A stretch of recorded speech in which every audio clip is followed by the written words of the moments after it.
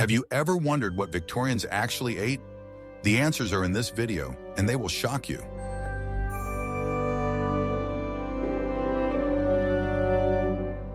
We often think of the Victorian era through the lens of Dickens's novels: smoking chimneys, lavish Christmas dinners on one hand, and orphanages on the other. This picture, full of extremes, is largely true, but the reality of everyday food was even more complex and surprising. It was a world where a pineapple could cost a fortune, and oysters were cheap fast food. Technological progress, steamships, and railways brought unprecedented food to London from all corners of the empire. But at the same time, in the cramped alleyways, an industry thrived, turning common bread and milk into a source of dubious profit. This is a story of two nations living in one city, but eating in different universes. Watch this video to the end, and you'll find out what secret ingredient merchants added to tea and why oysters were considered food for the poor, available to every worker. I'm about to reveal the Victorian era's most closely guarded secret. It wasn't about the recipes, but about the chasm between those who had food and those who had none. Prime Minister Benjamin Disraeli himself spoke of two nations, the rich and the poor, between whom there was no connection or sympathy. Their culinary worlds didn't just differ, they existed in parallel, rarely overlapping. Let's start with the simple contrast of smells hanging in the air. In the wealthy West End, aromas of roasted meat, fresh baking, and exotic spices wafted from the kitchens. At the same time, in the slums of the East End, the air was filled with the stench of coal smoke, rotting waste, and, at best, cheap fish. For the aristocracy and the upper middle class, food was a form of art and a display of status. Dinners consisted of dozens of courses, and tables groaned under the weight of game, fish, and complex desserts. The sheer quantity of food meant that most of it was not intended to satisfy hunger, but to demonstrate extravagance.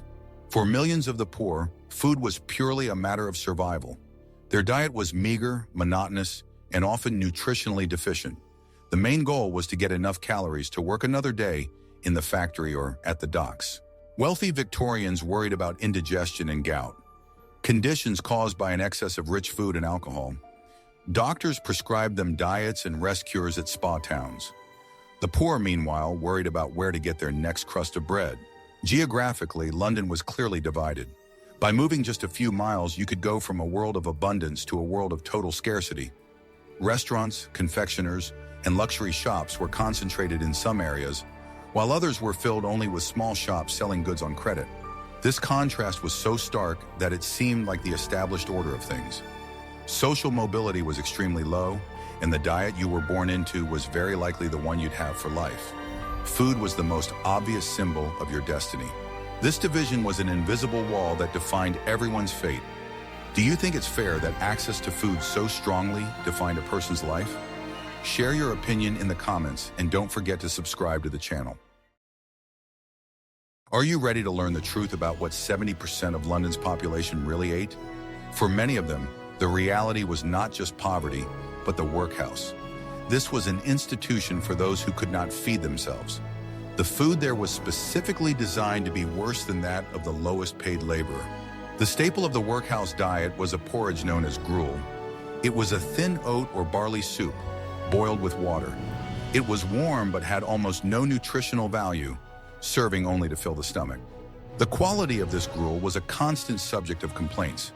It was often made from the cheapest stale grain. The consistency was watery, and the taste was bland and unpleasant. The second pillar of the diet was bread. This was a dark, heavy bread, often stale. It was handed out in strictly measured portions, barely enough to dull the hunger. Sometimes a small piece of cheese or a sip of weak beer was given with the bread. But these luxuries were not available every day. The main goal of the system was not to feed, but to force a person to leave the workhouse as soon as possible. For those who lived outside the workhouse but were very poor, the situation was not much better. Their diet also consisted mainly of bread. It was the cheapest product one could buy. Potatoes became the second saving grace for the poor. They could be bought cheaply, were filling, and could be prepared in many ways. Fried, boiled, or mashed, they formed the basis of many meals. When they managed to get a little money, The poor would buy dripping, the congealed fat left over from roasting meat. This fat was spread on bread to give it flavor and extra calories. It was considered a real treat. Fish, especially herring or kippers, was another affordable source of protein. It could be bought from street vendors. Meat, however, was an almost unattainable luxury. People bought trimmings, bones for broth, or offal. A popular dish was faggots, balls of minced liver, heart, and lungs, mixed with bread and herbs. It was a way to use every part of the animal. But what if I told you that even this meager bread was not what it seemed? In the next chapter, we'll reveal the shocking truth about what was hidden behind the pretty picture of Victorian food. Have you ever wondered what it's like to eat the same food every single day? What I'm about to show you was a hidden truth that everyone kept quiet about. Victorian food was full of surprises and not always pleasant ones. We're talking about the massive adulteration of food, which was rampant in the cities. As cities grew, people stopped buying food directly from farmers they knew. A long chain of middlemen appeared, and everyone wanted their cut. This created the perfect conditions for deception. The most commonly adulterated product was bread. To make it whiter and more attractive, bakers added alum to the flour. This chemical substance bleached even the lowest grade flour. But it didn't stop at alum. To increase the weight of the loaves, unscrupulous merchants mixed plaster of Paris, chalk, or even ground up bones into the dough. The customer paid for the weight, and they got it. It just wasn't always the weight of bread. Milk was next on the list. The most harmless thing done to it was diluting it with water. To hide the bluish tint of the watered-down milk, a little chalk was added for whiteness. Tea, the drink of all classes, did not escape this fate either. Merchants would buy used tea leaves from wealthy homes and servants. They were dried, recolored with graphite, and sold again to the poor as fresh tea. Sometimes iron filings or wood shavings were added to the tea mixture for weight. Coffee, in turn, was often mixed with chicory, but that was at best. At worst, they used roasted carrots, acorns, and even dust. The bright sweets that so attracted customers did not get their colors from fruit. Green candies were colored with copper compounds to give them a rich emerald hue. White sweets were made snow white with the same plaster of Paris. Vinegar was diluted with water, and caustic acids were added for sharpness. Beer was improved with various additives to mimic flavor and strength. This practice was ubiquitous. The public knew about these problems. Journalists and scientists, like Arthur Hill Hassel, conducted investigations. They analyzed products under a microscope and published shocking reports of their findings. This practice was so widespread that it became the norm until reformers began to sound the alarm. If you're also amazed by such ingenuity from these merchants, give this video a like. Are you ready for a shocking truth? The most expensive food in our restaurants today was Victorian fast food for the poor. The streets of Victorian London were full of vendors offering quick, hot, and cheap food for the working class. The main street food delicacy was oysters. Today, they are a symbol of luxury, but in the mid-19th century, they were incredibly cheap. They were harvested from the Thames estuary in enormous quantities. Oyster stalls stood on every corner in poor neighborhoods. A worker could buy a dozen oysters for mere pennies. They were opened right in front of him and served with a splash of vinegar and a sprinkle of pepper. It was a quick and nutritious protein lunch.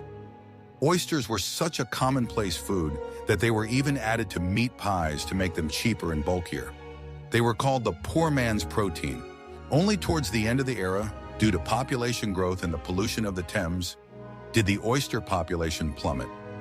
Prices soared, and they began their transformation into a delicacy for the rich. Another pillar of street food was pies. Pie vendors, or pie-men, carried their goods on special heated trays. They would shout out their wares, attracting customers. The fillings of these pies often remained a mystery. The most common were mutton or beef pies. However, persistent rumors circulated that anything could be hiding under the crispy crust. Eel pies were very popular. Eels were another cheap and abundant product caught in the rivers. Jellied eels became a classic East End dish. For those who just wanted to warm up, there were hot potato men. They walked around with large metal tins on wheels, filled with baked potatoes. A customer would receive a hot potato in their hands, a simple but filling meal. This street food was the fuel for the industrial city. It was fast, cheap, and high in calories, allowing workers to grab a quick bite and return to the factory. This was the very first version of modern fast food. This street food was fast and cheap, but it was fuel for survival. But how did those who were no longer poor, but not yet rich, eat? In the next chapter, we'll peek into the kitchen of the growing middle class. Would you risk trying a Victorian street pie? The Victorian era gave rise to a new and influential class, the middle class.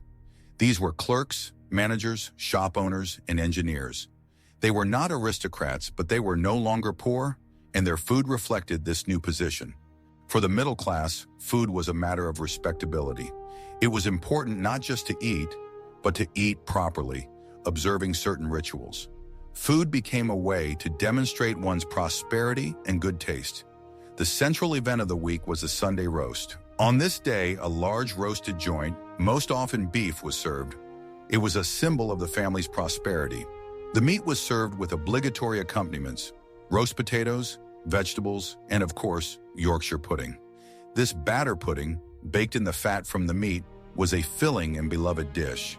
The Sunday roast was designed to last more than one day. Thrift was important to the middle class. On Monday, the leftover meat was served cold with pickles. On Tuesday, what remained was used to make a cottage pie. The meat was minced, mixed with gravy and vegetables, and topped with a cap of mashed potatoes. It was the epitome of a frugal and tasty dinner. Technology played a huge role in this culinary revolution. The cast-iron kitchen range appeared in middle-class kitchens. It replaced the open hearth and allowed for the preparation of more complex dishes. The range provided even heat, had an oven, and several hobs. This opened the way for baking cakes, pastries, and complex puddings. Cooking became more precise and varied. Special books were written for this new class. Mrs. Beeton's Book of Household Management became a bestseller. It contained not only recipes, but also advice on running a home, managing servants, and organizing dinner parties. The dinner party became the primary means of social advancement. A middle-class family aspired to imitate the aristocracy, hosting dinners for friends and business partners. It was an opportunity to show off their taste, their china, and their skill in running a household. What if I told you that your three-course holiday dinner is a modest snack by Victorian standards? For the wealthy aristocracy and industrial magnates, food wasn't just fuel or status. It was theater. Their dinner parties were performances designed to dazzle the imagination. At the forefront was French haute cuisine. French chefs like Alexis Soyer became fashionable. They brought with them complex sauces, refined techniques, and incredibly intricate dishes. In the early part of the era, service à la française, French service, was popular, where all dishes were placed on the table at once. It was impressive, but the food quickly cooled. By mid-century, it was replaced by service à la Russe, Russian service, which we are used to today. Dishes were served one after another in courses. And there weren't just 3 or 5 of these courses. A typical dinner party could consist of 10, 15, or even 20 courses. It was a marathon that could last for hours. Dinner began with soups. Often 2 types were served: a clear consommé and a thick puree. This was followed by fish, such as turbot or salmon. After that, entrees were served, lighter dishes like veal cutlets or stews. The climax of the meal was the releve or remove, the main meat course. This was a massive roast, a leg of mutton, roast beef, or a turkey. It was brought in ceremoniously and carved at the table. But that wasn't the end. Game followed: pheasants, partridges, or grouse. Then came vegetable dishes, complex puddings, jellies, and pastries. Special attention was paid to presentation. The dishes were not just food, they were sculptures. Chefs created incredible structures from sugar, aspic, savory jelly, and marzipan. Meat and fish were served on silver platters, garnished with herbs. After the main desserts, savory snacks, or savories, were served to cleanse the palate. Only then came fresh fruit, nuts, and port wine. It was a test not only for the host's wallet, but also for the guests' stomachs. An entire army of servants was required to serve such a dinner. In the kitchen, a chef, several assistants, and scullery maids toiled. In the dining room, footmen worked, serving dishes and pouring wine. But meat alone was not enough to show one's status. You needed products that were impossible to get. In the next chapter, we'll talk about how one fruit became more expensive than a worker's monthly wage. Could you eat 20 courses in one evening? In a world without refrigerators and cargo planes, fresh, exotic produce was the ultimate sign of wealth. Aristocrats were willing to pay fortunes for anything that could amaze their guests, and the king among such products was the pineapple. Today, a pineapple is a common fruit in any supermarket, but in Victorian England, it was a symbol of incredible luxury. Growing one in the cold British climate was extremely difficult and expensive. Special heated glass houses, or pineries, were built for this purpose. They required constant care and a huge amount of coal for heating. Therefore, the cost of a single homegrown pineapple was comparable to a worker's monthly salary. Because they were so expensive, pineapples were often not eaten. They were used as the central table decoration at a dinner party. The fruit might appear at several dinners until it began to spoil. Moreover, there was a business of renting pineapples. A middle-class family wanting to make an impression could rent a pineapple for one evening. It was cheaper than buying, but still demonstrated a connection to high society. Another status symbol was ice. Before the invention of electric refrigeration, ice was a seasonal and expensive commodity. It was either harvested in winter from local lakes or imported. Huge blocks of ice were brought on ships from Norway or even North America. This ice was expensive and was stored in special ice houses, deep pits insulated with straw. Having ice on the table signified wealth. It was used to chill wine, champagne, and to make the fashionable new dessert, ice cream. Ice cream was the height of luxury, accessible only to a select few. Canned goods, which we consider a budget option today, also began their journey as a luxury. The ability to serve asparagus or peaches in winter, even from a tin can, was a sign of affluence. Thus, the Victorian table was full of symbols. Food was valued not only for its taste, but also for its story, the difficulty of its delivery or cultivation. Every exotic fruit was a silent statement of power and wealth. The culinary feats of the Victorians would have been impossible without the technological revolution that took place in their kitchens. Before the 19th century, most food was cooked over an open fire and a hearth. This was inconvenient, dirty, and dangerous. The main invention of the era was the enclosed cast-iron kitchen range. It completely changed the cooking process. The range ran on coal and was the heart of the Victorian kitchen. This design allowed cooks to control the temperature. The range had hobs with varying degrees of heat, making it possible to boil, fry, and stew simultaneously. The open fire was a thing of the past. The most important innovation was the built-in oven. Previously, separate ovens or Dutch ovens were used for baking. Now, an oven with a consistent temperature became part of the range. This ushered in the era of complex baking. Cakes, pastries, soufflés, and layered casseroles became commonplace.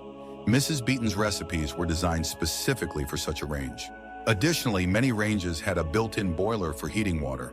This provided the kitchen and the entire house with a constant supply of hot water, which was a huge step forward in terms of hygiene. The second important invention was the domestic icebox. This was a wooden cabinet, insulated with sawdust, cork, or felt. A large block of ice was placed in a special compartment at the top. The cold air would sink, cooling the food in the other compartments. Ice had to be ordered from the Iceman every few days, but it was worth it. The icebox made it possible to keep perishable foods like milk, butter, and meat fresh for much longer. Previously, housewives had to buy food daily and cook it immediately. Canning technologies were also perfected. The invention of the tin can made the long-term storage of food possible. This was important for the Army and Navy, and later it came into ordinary homes. When talking about food, we cannot forget the drinks that largely shaped Victorian society. Drinking water in large cities, especially London, was often of poor quality. It was taken directly from polluted rivers. For this reason, the safest drink for all classes was beer. The brewing process, which involved boiling, made the water safe to drink. Workers and farmers drank small beer throughout the day. This was a light, low-alcohol beer that quenched thirst and provided calories. Pubs were the center of working-class social life. There, they could not only have a drink, but also socialize and catch up on the news. On the other side of the social ladder was gin. The gin craze of the 18th century had left its mark. Gin was an incredibly cheap and strong drink that became a veritable scourge of the poor quarters. It was called Mother's Ruin, as it offered a quick and cheap escape from a hard life. Low-quality gin was sold in special gin palaces, which brightly illuminated the gloomy streets.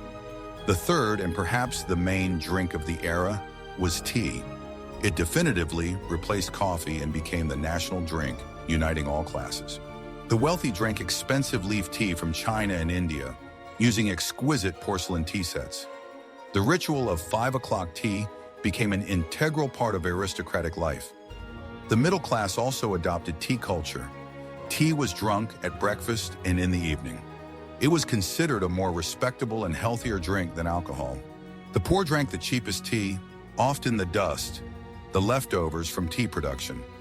As we already know, it was frequently adulterated, but even such a weak, diluted brew provided warmth and a boost of energy. Sugar, which by this time had become affordable thanks to mass production, was always served with tea. Tea with sugar was an important source of quick calories for the working class.